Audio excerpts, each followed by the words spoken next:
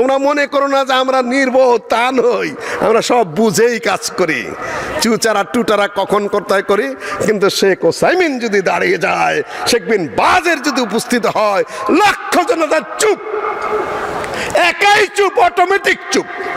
সেই মানসিকতা আমাদের মধ্যেও সৃষ্টি করতে হবে। সিনিয়র আলেম, বয়স্ক আলেম, এই আমরা বক্তৃতা নাচানাচিকে এত প্রাধান্য দেওয়া শুরু করেছি। হ্যাঁ, ভালো বক্তার প্রয়োজন আছে, বক্তৃতা দিবেনি, আলহামদুলিল্লাহ, সেটা ভালো কথা। বয়স্ক আলেম ডক্টর মুজাফফরকে আমি বারবার বলেছি, আমি তো বলি যে আমি ষড়যন্ত্র করি, কিছু কিছু স্যার মাঝে মধ্যে বলেন হ্যাঁ এই ষড়যন্ত্রের হতাও আমি কিছুটা হলেও। মুরব্বী আলেমদেরকে বসাবা, তুমি তোমার মাদ্রাসায় হলেও, বড় সম্মেলন হলেও, খুতবার প্রয়োজন হলেও, বড় আলেম মুরব্বী যারা আছে যাদেরকে স্টেজে বসানো সম্ভব, সর্বোচ্চ সম্মান দিয়ে তাদেরকে তুমি চেয়ারে বসাবা। এটা আমার কথা হয়। আমি কখনো কুপরামর্শ দিই না, আমি কখনো ভুল পরামর্শ দিই না, আমি কখনো ষড়যন্ত্রের কথা বলি না।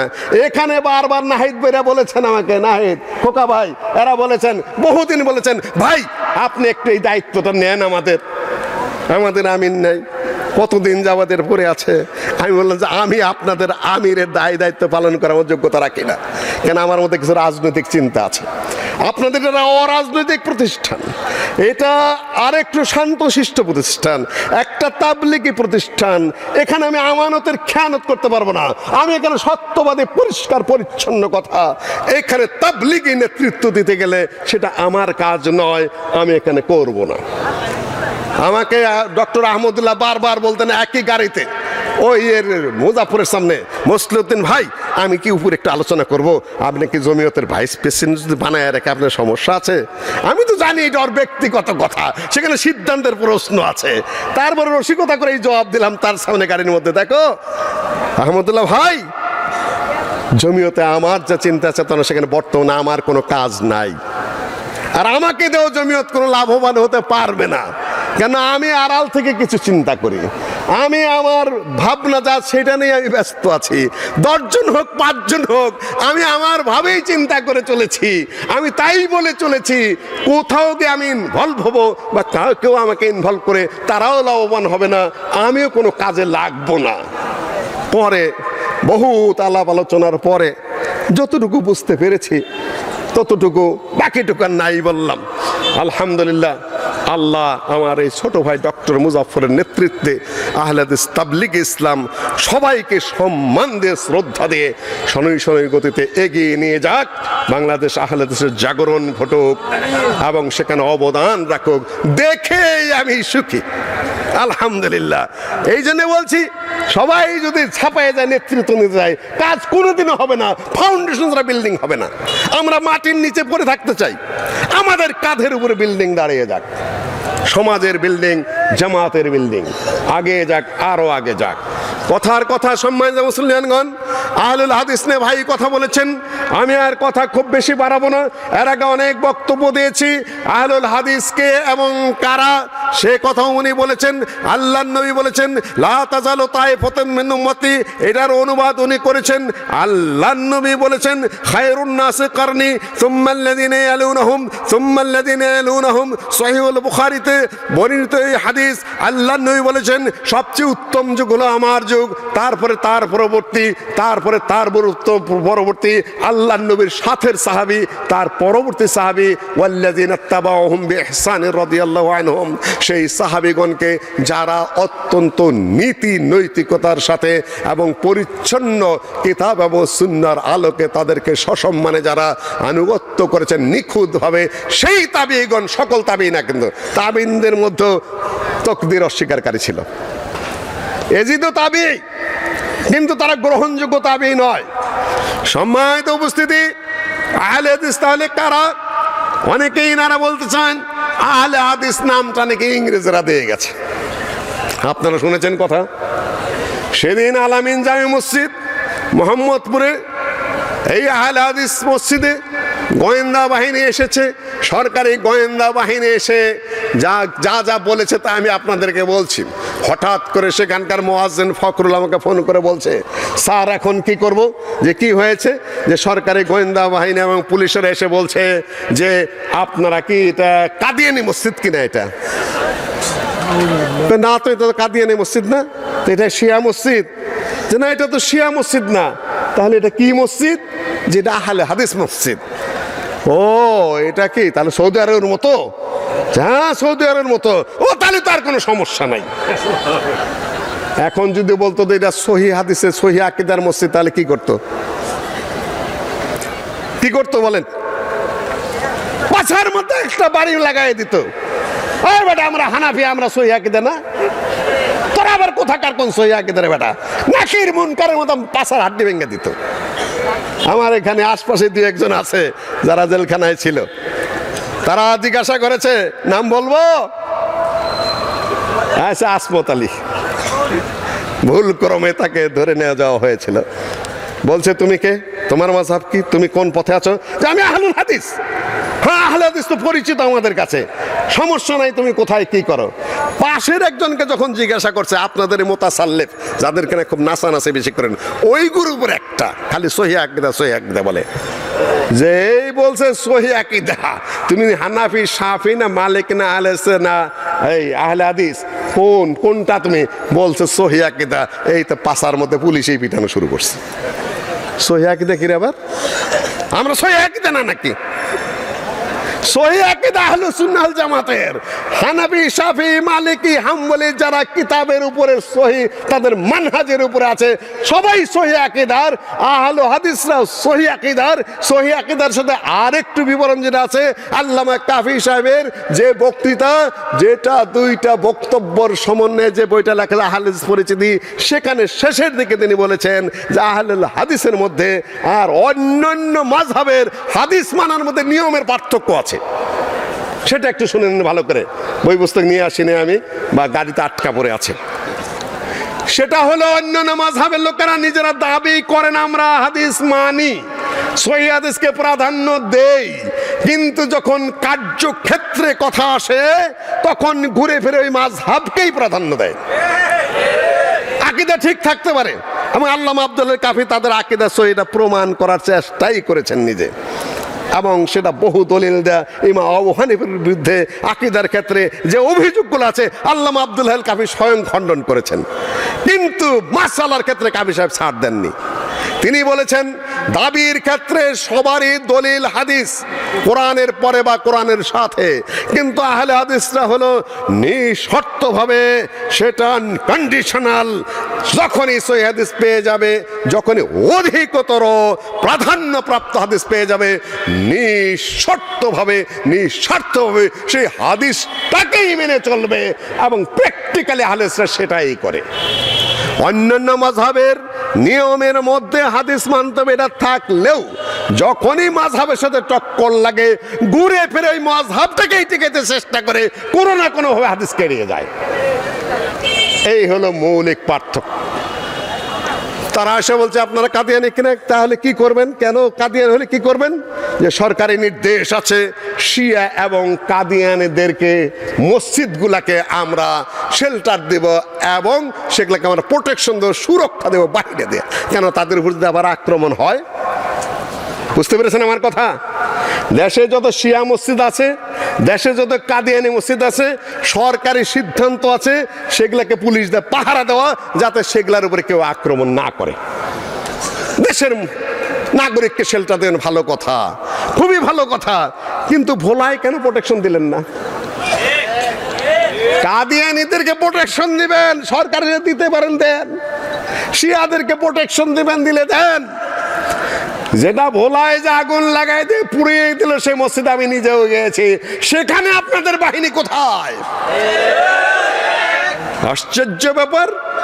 যখন আক্রমণ হয় ওই কিশোরগঞ্জে, তখন আপনাদের বাহিনী কোথায়? তারপরে আমি বলবো না যে প্রোটেকশন দিচ্ছেন না, দিচ্ছেন, আলহামদুলিল্লাহ, বহু জায়গায় মামলাই গ্রহণ করা হয় না। আহলে হাদিস মসজিদে আক্রমণ, আহলে হাদিস সম্মেলন আক্রমণ, আহলে হাদিসের ধরপাকড় যথেষ্টই হয়। আমরা অনুরোধ করব, শিয়া এবং কাদিয়ানিকে বাঁচানোর জন্য আপনাদের এত তৎপরতা। আহলে হাদিসরা আপনাদের কাছে বাঁচার কিছুই চায় না, নিয়মতান্ত্রিকভাবে যতটুকু প্রোটেকশন, অতটুকু তো তাদেরকে দিতে হবে নাকি? আগেই বলেছি, এদেশের স্বাধীনতা সংগ্রামের পুরোধা মূল কর্মকর্তা, মূল বাহিনী আহলুল হাদিসরা, তাদের প্রতি সম্মান দিয়ে কথা বলতে হবে। পাকিস্তানে যারা, পশ্চিম পাকিস্তানের যে লোকগুলো রয়েছে যারা সেই স্বাধীনতা আন্দোলনে অংশগ্রহণ করেছিল, পাকিস্তান হওয়ার পরে পরেই পাকিস্তান সরকার তাদের জায়গা জমি প্লট দিয়ে দিয়েছে। এখন যে কোনো মুক্তিযোদ্ধাদের জন্য দেওয়া হয়, জানেন তো, ভাতা দেওয়া হয়। কিন্তু বাংলাদেশের যারা ইংরেজ বিরোধী স্বাধীনতা আন্দোলনে অংশগ্রহণ করেছে, স্বাধীনতা যুদ্ধে অংশগ্রহণ করেছে, তাদেরকে কিছুই দেওয়া হয় নাই। দাবি উত্থাপন করেছিলেন আবুল মনসুর আহমদ সাহেব। ইংরেজদের বিরুদ্ধে যুদ্ধে যারা অংশগ্রহণ করেছিল তাদেরকে যেন সরকারের পক্ষ থেকে দেওয়া হয় জায়গা জমি, এটা আবুল মনসুর আহমদ সাহেব প্রস্তাব উত্থাপন করেছেন। অতি সম্প্রতি ইন্ডিয়ায় সংসদে আলোচনা হয়েছে। আচ্ছা, 90,000-এর মধ্যে 62,000 মুসলমান।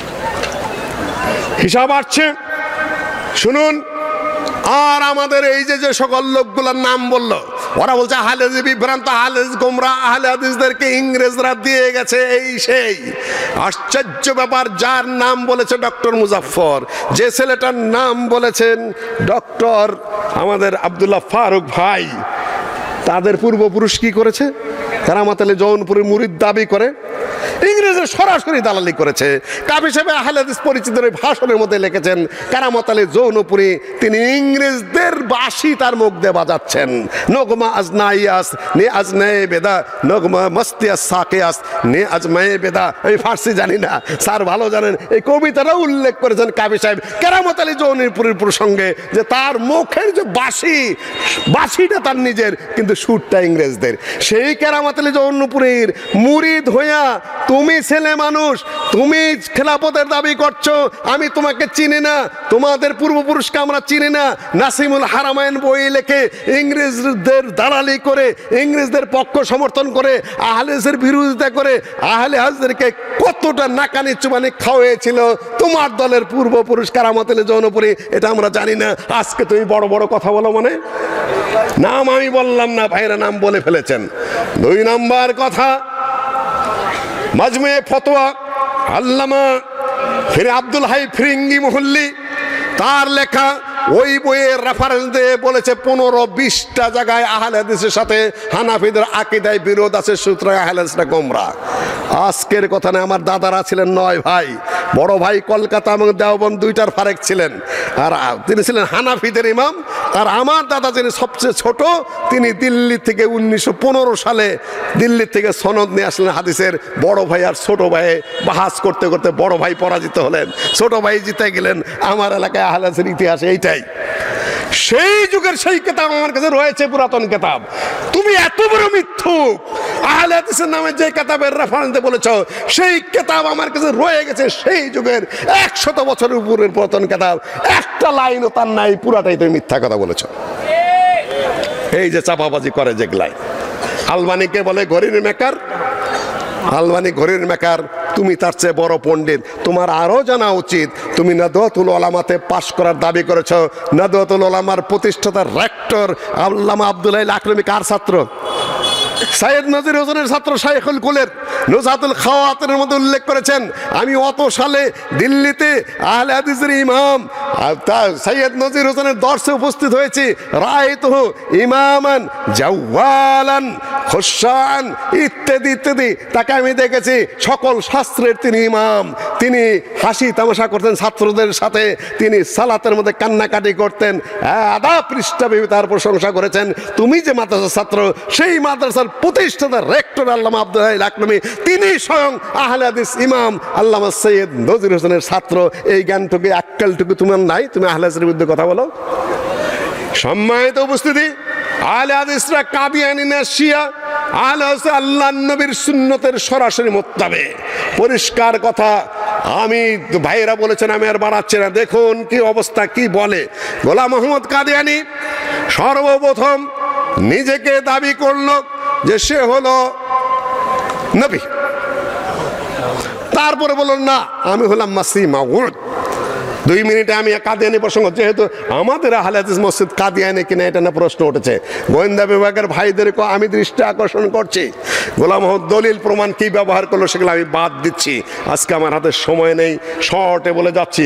কাদিয়ানি কে? কাদিয়ানি নিজে দাবি করেছে সে নবী।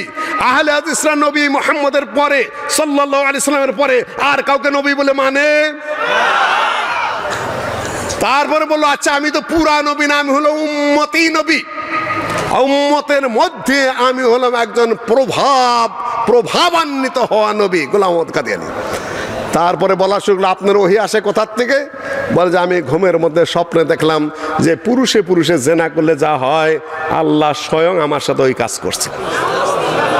তারপর ওহির জ্ঞান আসা শুরু হয়ে গেল। তারপরে আমি আর কিছু ভুলি নেই, আল্লাহর কাছে ওহি আসে আসমান থেকে, আর তার ওহির জ্ঞান আসলো কোন দিক দিয়া। সম্মানিত উপস্থিতি, তারপরে এই দাবির উপর সে চলতে থাকলো, অটল থাকলো যে তুমি যে নবী তার দলিল কি? যে দলিল হলো কোরআনের মধ্যেই রয়েছে। ঈসা আলাইহিস সালাতু ওয়াস সালাম সুসংবাদ দিয়ে গেছেন যে মুসাদ্দিকান লিমা বাইনা ইয়াদাইয়া মিনাত তাওরাহ ওয়া মুবাশশিরাম বিরাসূলিন ইয়াতি মিন বাদিহি ইসমুহু আহমদ। আমার পরে একজন, ঈসা আলাইহিস সালাতু ওয়াস সালাম বলে গেছেন যে আমার পরে একজন নবী রাসূলের সুসংবাদ দিয়ে যাচ্ছে, তার নাম হলো আহমদ, আমার নামও আহমদ। আমার দাদার খালাতো ভাই মৌলভী জহুরুল হক সাহেব দেওবন্দের ছাত্র, উনি বলেছেন যে 11 দিন ব্যাপী বাহাস হওয়ার পরে কাদিয়ানীদের কুতর্কের মুখে যখন হানাফিরা টিকতে ছিল না, তখন ওই সানাউল্লাহ অমৃতসরীকে ডেকে আনতে হয়েছিল। তার নিজের মৌখিক বিবরণ। আল্লামা সানাউল্লাহ অমৃতসরী দেওবন্দের শাইখুল হিন্দ মাহমুদুল হাসানের ছাত্র। দেওবন্দের ফতোয়া অনুযায়ী, তৎকালীন ফতোয়া অনুযায়ী আহলে হাদিসের পিছনে হানাফিদের সালাত পড়া জায়েজ। এবং এই যে বড় ভাই বসে আছেন জমিয়ত আহলের সাবেক প্রেসিডেন্ট, ওনার ওস্তাদ, আমার ওস্তাদ, ঢাকা আলিয়া মাদ্রাসার যিনি হেড মুহাদ্দিস ছিলেন খতিব ওবায়দুল হক সাহেব, তিনি তার প্রসঙ্গে উনি বলেছেন যে যতবার আমাদের ওস্তাদ আমার বাসায় গেছেন ততদিন খতিব সাহেব, বাইতুল মুকাররমের খতিব ওবায়দুল হক সাহেব আমার সামনে ইমামতি করেন নাই, আমাকে দিয়ে ইমামতি করেছেন। জমিয়তে আহলে হাদিসের সাবেক প্রেসিডেন্টের পিছনে, তখন তিনি প্রেসিডেন্ট হন নাই, তার পিছনে যদি বাইতুল মুকাররমের খতিব, ঢাকা আলিয়া মাদ্রাসার হেড মাওলানা যদি সালাত আদায় করলে যে তার জন্য জায়েজ হয়, বাংলাদেশে এমন কোন হানাফি আছে যার সালাত আহলে হাদিসের পিছনে হবে না? কোনো কারণে মাওলানা মহিউদ্দিন খানের বাসায় আমরা গিয়েছি, আমি গেছি, হাফেজ আব্দুস সামাদ গেছি, বিশেষ করে ডক্টর গালেব সাহেব যখন জেলে, তখন কোনোদিনও মহিউদ্দিন খান সাহেব আমাদের সামনে ইমামতি করেননি। তোমরা মেহমান মানুষ, তোমরা যুবক মানুষ, তোমরা ইমামতি করবে।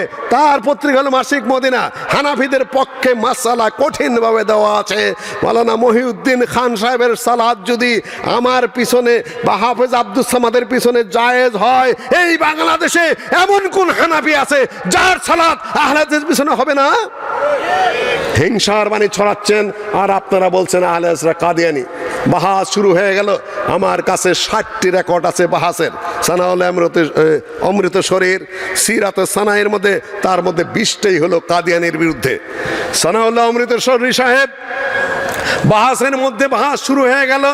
বাহাসের মধ্যে জিজ্ঞাসা করছেন যে আপনি যে নবী তার প্রমাণ কি? বলে যে আমার নাম আহমদ, আর যিনি আসবেন পরবর্তী তার নামও আহমদ। দেখুন তারা দলিল দিয়েছে, কাদিয়ানীদের তাফসিরের মধ্যেও বলেছে যে হাদিস এসেছে ইসমু আহমদ। বুখারী শরীফের হাদিসে এসেছে কিতাবুল মানাকিবে আনা মুহাম্মদ, আনা আহমদ, আনাল মাহি, আনাল হাশির, আনাল আকিব ইত্যাদি 5টি নামের বিবরণ এসেছে। তর্জমার সময় নেই, সব নাম বাদ দিয়ে শুধু আহমদের উল্লেখ করে সহিহ বুখারীর দলিলও দিয়েছেন। বলছে আমার নাম আহমদ, সুতরাং আমি সেই নবী। সানাউল্লাহ অমৃতসরী বলছেন যে তোমার নাম তো আহমদ না, গোলাম আহমদ। উনি বলছেন যে গোলাম বাদ দাও, তাহলে কি থাকে? যে খালি আহমদ থাকে। যে তাহলে আমার নাম কি? যে আমার নাম সানাউল্লাহ। যে সানাউল্লাহর সানা বাদ দাও, তাহলে কি থাকে? কি থাকে? এখন যদি আমি বলি আমি আল্লাহ হয়ে বলতেছি, তোমাকে আমি নবুয়ত দেই নেই, তাহলে কি করবা? বেওকুফ হয়ে গেল এই বেটা। 1907 সালের কথা। তখন এই সানাউল্লাহ অমৃতসরীর সাথে বাহাসে বানামে জানাব মৌলভী সানাউল্লাহ অমৃতসরী সালামুন আলা মান ইত্তাবাল হুদা, আসসালামু আলাইকুম বলে নেই। কেন সানাউল্লাহ অমৃত সাহেবকে সানাউল্লাহ অমৃতসরী সাহেব অল ইন্ডিয়া আহলে হাদিস কনফারেন্সের প্রতিষ্ঠাতা সেক্রেটারি জেনারেল। আজকে যে আমরা চিনি কাকে? আমরা চিনি ডক্টর জাকির নায়েককে। ডক্টর জাকির নায়েক ভারতে প্রথম ব্যক্তিত্ব নন, তার আগে চলে গেছেন সানাউল্লাহ অমৃতসরী।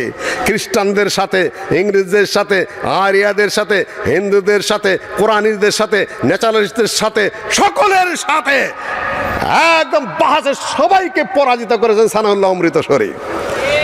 সানাউল্লাহ অমৃতসরীর পথ দেখেছেন আহমদ দিদার, তারপরে কিছুটা একটা সাইড মাত্র এই যে ডক্টর জাকির নায়েক সেগুলা সব সংগ্রহ করে তার ভাষায় তিনি উপস্থাপন করেছেন।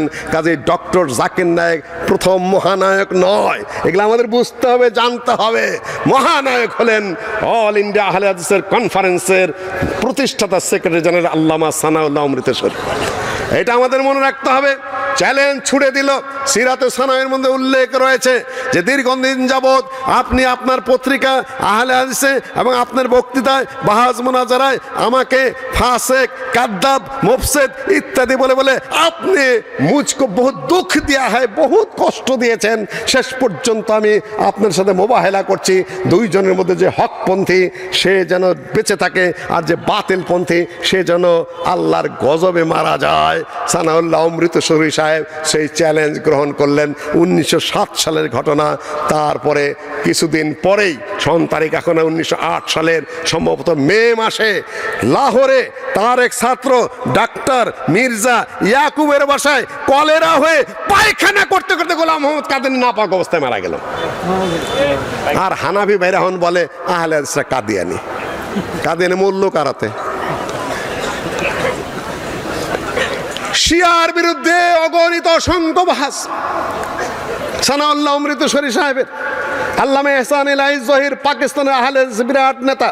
শিয়া ওয়াল আহলুল বাইত, শিয়া ওয়াস সুন্নাহ, শিয়া ওয়াল কোরআন, শিয়ার উপরে কতগুলা বই পুস্তক রয়েছে। এখন এই দেশের লোকেরা বলে কিছু কিছু হানাফি এবং সরকারকেও বুঝিয়েছে যে এরা হলো শিয়া। শেষ পর্যন্ত লাহোর না কোথায় কনফারেন্স হয়েছিল, সামনে বিশাল কনফারেন্স। আল্লামা এহসান ইলাহি জহির, তার ছোট ভাই ডক্টর ফজলে ইলাহি সৌদি আরব আমার থিসিসের গাইড ছিলেন, স্যার জানেন সব কিছু, মুসকি মুসকি হাসতে। তাদের ভাষা, তাদের বক্তব্য, তাদের বাক্য, হিসাব কিতাব সব কিছু মাপা থাকতে হবে। মাঝখান থেকে কোন পোলাপানে কি বললো না বললো ওইটাই যদি আপনার আদর্শ হয়, নো মাঠে মারা যাবেন। এই দেশের মানুষ ছেলেপেলেরা কিছু অস্ত্র ধরেছিল না? অস্ত্র হাতে নিয়েছিল কিনা? 64 জেলায় বোমা মেরেছিল কিনা? পরামর্শ কে দিয়েছিলেন? সম্ভবত জমিয়ত আহলে প্রেসিডেন্ট তখন স্যার নিজে, যখন এই দেশে 64 জেলায় বোমাবাজি হয়েছে, তখন এই দেশের সবচেয়ে বৃহত্তর আহলে হাদিস জামাতের প্রেসিডেন্ট কে ছিলেন? সম্ভবত বাস্তবেই ওনার মুখে আমি শুনতে চাচ্ছি সম্ভবত কয়া উনি ছিলেন প্রেসিডেন্ট। আহলে হাদিস ছেলেরা যদি বোমাবাজি করে এবং সেটা যদি বৈধ হয় তার নির্দেশ কোথা থেকে আসবে? জবাব কি? তার কোথা থেকে? ওখান থেকে আসতে হবে। উনি নির্দেশ দিয়েছিলেন? স্যারকে বলে আপনি নির্দেশ দিয়েছিলেন কিনা? আমি খুব মনে আছে পরিষ্কার। হ্যাঁ, 11টার সময় আমাকে ঢাকা থেকে টেলিফোন করছেন এনএসআই এর লোকেরা যে আপনি কি এই খবর রাখেন? আমি শুনলাম। আপনি কি মনে করেন? তো তুমি এটা সাউন্ডে বলে দিও। আচ্ছা, তো তুমি আপনি কি মনে করেন? আপনার কি মন্তব্য? আচ্ছা ঠিক আছে। স্যারই তখন প্রেসিডেন্ট ছিলেন। হুম, আচ্ছা, আপনার কি মন্তব্য? আচ্ছা ঠিক আছে, আমি বল দিচ্ছি। কিছু বলির পাঠা করেছে আমার বুঝতে পেরেছিল। আচ্ছা দেন, একটু ধৈর্য ধরতে হবে আপনাদের। কিছু জিনিস আমি ক্লিয়ার করে দিয়ে যাই। গোয়েন্দা বিভাগের লোক অত খুচরা কাজ করলে হবে না, যেখান সেখান থেকে কথা জায়গা থেকে আসতে হবে। গোয়েন্দা বিভাগের পক্ষ থেকে আমাকে জানতে চাইলেন ওই দিন যেদিন 64 জেলায় একসাথে বোমা পাঠানো হয়েছিল। তো আমাকে বললো যে আপনি কি বাংলাদেশ জমিয়ত আহলে হাদিসের সভাপতি? হ্যাঁ। আপনি কি খবর রাখেন যে আজকে এরকম হয়েছে? হ্যাঁ, আমি খবর শুনেছি। আপনি কোথায় অবস্থান করছেন? রাজশাহীতে। কেন? আপনি জমিয়ত আহলে হাদিস ঢাকার সভাপতি না? হ্যাঁ, আমি আমার কর্মস্থল তো রাজশাহীতে। আমি তো রাজশাহী ইউনিভার্সিটির প্রফেসর। ও আচ্ছা, আচ্ছা, তো আপনার কি মূল্যায়ন, আপনি কিভাবে দেখেন এই ঘটনাটা? তাই বললাম যে কিছু মানে নিরীহ মাদ্রাসার ছাত্রকে কেউ খেলিয়েছে, হয়তোবা কেউ খেলিয়েছে, কেন খেলিয়েছে বলে আপনি মনে করেন? আমি বললাম যে আমি তো মোটামুটি লোক, আমি আওয়ামী লীগ এবং বিএনপি এদের মধ্যে থেকে এই কামড়াকামড়িটা এটাকে জয় করা যায়, গেম যেটাকে বলে, এটাই কিছু করেছে, কিন্তু কাজে লেগেছে ওই নিচের দিকে মাদ্রাসা অবুধ ছেলেরা, যারা হয়তো কিছু মুখস্থ করেছে কিন্তু অর্থ বুঝিনি, তাদেরকে দিয়ে এই কাজটা করা হচ্ছে। ধন্যবাদ। কিন্তু করালো কারা? আজকাল যদি ডক্টর প্রফেসর শামসুল আলম সাহেবের নির্দেশ নেই, আসাদুল্লাহ গালেব সাহেবের নির্দেশ নেই, সালামি সাহেবের নির্দেশ নেই, মুসলিউদ্দিন তো তখন সাধারণ মানুষ, এখনো সাধারণ, অসাধারণ কখনো না। তার পিছন থেকে একটু ষড়যন্ত্র করে বলে সারদের ধারণা, মুজাফরের ধারণা, কিন্তু ষড়যন্ত্র ধ্বংসের নয়, গঠনের। তাহলে নির্দেশ দিল কে? ওরা কারা? কি লেখাপড়া, কি বোধ শক্তি, কি প্রজ্ঞা আছে, জাতীয় এবং আন্তর্জাতিক পর্যায়ে তাদের কি জ্ঞান আছে, কি বুদ্ধি আছে? লাফালাফি করো না, বারবার বলছে আমাদের ভাইরা বন্ধুরা। কি জ্ঞান নিয়ে তোমরা রাস্তায় নেমে বললে 64 জেলায় বোমা মারতে হবে? পাগলামি বাদ দিতে হবে। আমার সুপারভাইজার ছিলেন, আমার থিসিসের গাইড ছিলেন, এক্সটার্নাল ছিলেন, আব্দুর রহমান ফেরোয়াই ডক্টর, বলতেন খেজুর ঘন ঘন, এ দাড়ি ধূপ সে থোড়া ही पक्का है ना मुस्लिउद्दीन साहब, এ দাড়ি ধূপ সে থোড়া ही पक्का है ना। এই দাড়ি কিন্তু আমার রৌদ্রে পাকা নাই, বয়সে পাকছে, অভিজ্ঞতায় পাকছে।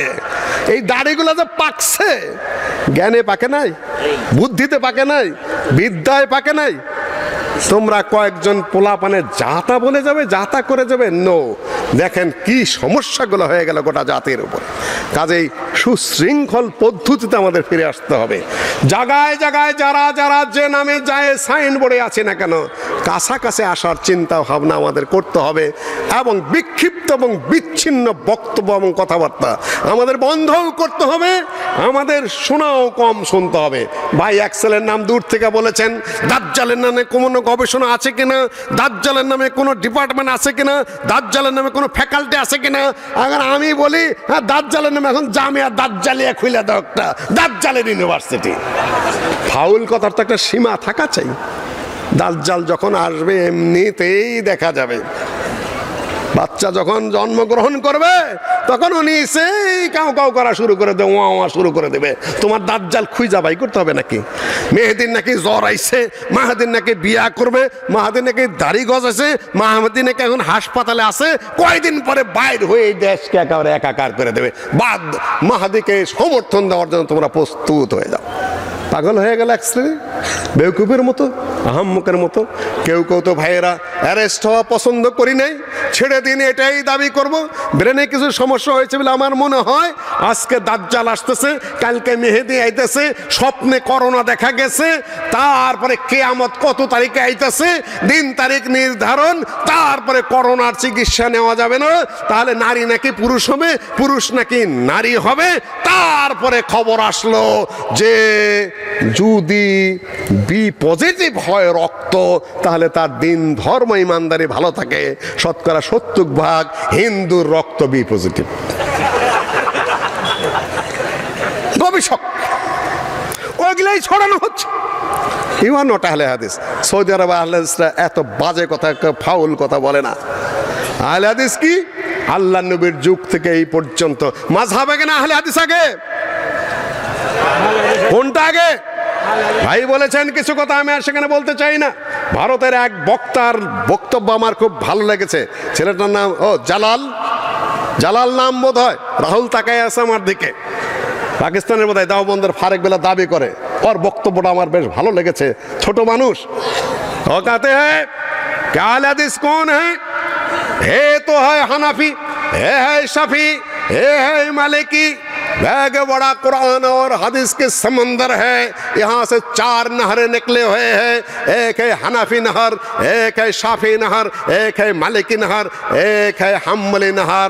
तो अहले हदीस कहाँ?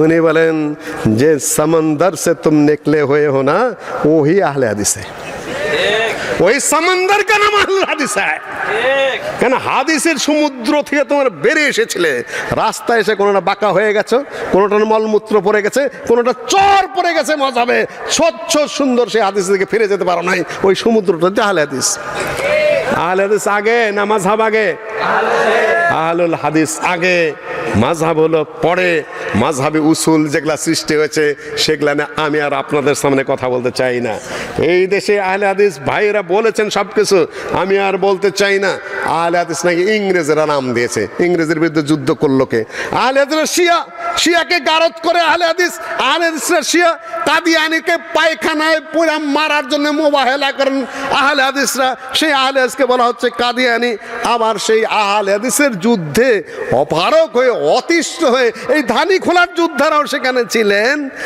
তার শেষ যোদ্ধা হলেন আশিকুল্লাহ গাজী সাহেব তার ইতিহাস রয়ে গেছে বিস্তারিত জামালপুরের জসিমউদ্দিন সাহেব 1950 সালে ফিরে আসলেন সেই আফগানিস্তান থেকে সেটা আরাফাতে বিস্তারিত বিবরণ এসেছিল আমি আমার আরবি থিসিসেও সেটা লিখেছি আব্দুর রহমান বিএবিটি তখন সেক্রেটারি জেনারেল শেষ মুজাহিদ আন্দোলনের শেষ ইয়াদগার এটা ছিল হেডলাইন আরাফাতে আমার সেটাতে আমি সৌদি আরব থিসিসে ওইভাবে লিখে দিয়ে এসেছি আল্লামা আব্দুল্লাহ আল কাফি সাহেবের জীবনী লিখে দিয়ে এসেছে যে মুজাহিদদের যুদ্ধে অতিষ্ঠ হয়ে ইংরেজরা দেশ হতে বাধ্য হলো সেই ইংরেজরা আহলে হাদিস নাম দিল হ্যাঁ তবে একটা কথা এইটুকু আহলে হাদিসদেরকে ওহাবি বলে ধরে ধরে জেলে দিচ্ছিল খুন করছিল ফাঁসি দিচ্ছিল পাইকারি ভাবে আশিকুল্লাহ গাজী সাহেব বালাকোটের যুদ্ধে তার এই উরুতে গুলি লেগেছিল এটা লিখেছেন আবুল মনসুর আহমদ সাহেব বালাকোট তার এখানে না তিনি ল্যাংড়ায় হাঁটতেন তিনি আবুল মনসুর আহমদ সাহেবের একজন দাদার ভাই সেই বিবরণও তিনি দিয়েছেন থানায় হাজিরা দিতে হতো এই উরাতে গুলি লেগেছিল খাস বাংলা লিখেছেন এখানে উরু লেখেন উরাতে গুলি লেগেছিল এইভাবে এই বাংলায় লিখেছেন তিনি তাই থানায় হাজিরা দিতে হতো আর তাদেরকে ইংরেজরা খাতির করলো ইংরেজের বিরুদ্ধে যুদ্ধ করলো কে হাউলাই আবাই ফাজিনি বিমিসলিহুম ইদা জামাতনা ইয়া জারিরুল মাজামিউ তারাই আমাদের পিতৃপুরুষ পূর্বপুরুষ আমার কাছে রেকর্ড রয়েছে কাফি সাহেব একটু বিক্ষিপ্তভাবে সেটা লিখেছেন গালেব সাহেবও কিছুটা লিখেছেন আমি সেটা আরও সুন্দর করে গুছিয়ে লিখেছি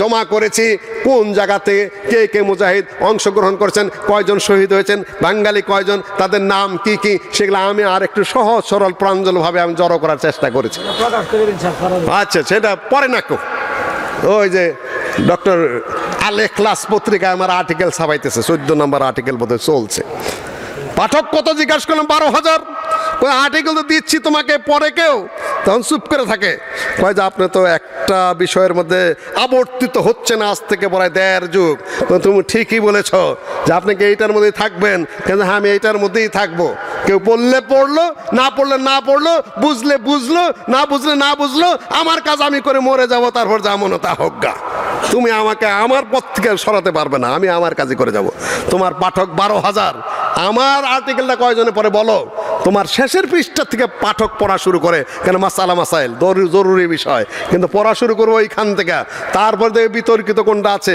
ওইটা পড়বে তারপর অন্য আর্টিকেল পড়বে ফার্স্ট তুমি আমার আর্টিকেল দিয়েছো তোমার পাঠক আমার পাঠক তুমি 1,000 দাও দেখি 1,000 পাঠক যদি হয় তাহলে 500 জনে বোঝে কিনা এইটা তুমি আমাকে দাও ও নীরব যে না বোঝে না আমি বললাম হ্যাঁ আমি এইটুকু করেই চলে যাব না বুঝলে আমার কোনো আফসোস নাই আমি দিয়ে যাচ্ছি তোমরা তো বলে দাও আমি জানি পড়বে না এখানে যদি প্রশ্ন করি বহু জায়গায় প্রশ্ন করেছি যে আপনার তো জমিয়তে আহলে হাদিস কাফি সাহেবের ভক্ত আহলে হাদিস পরিচিতি বইটা কয়জনে পড়েছেন এখানে হাত তুলেন তো দেখি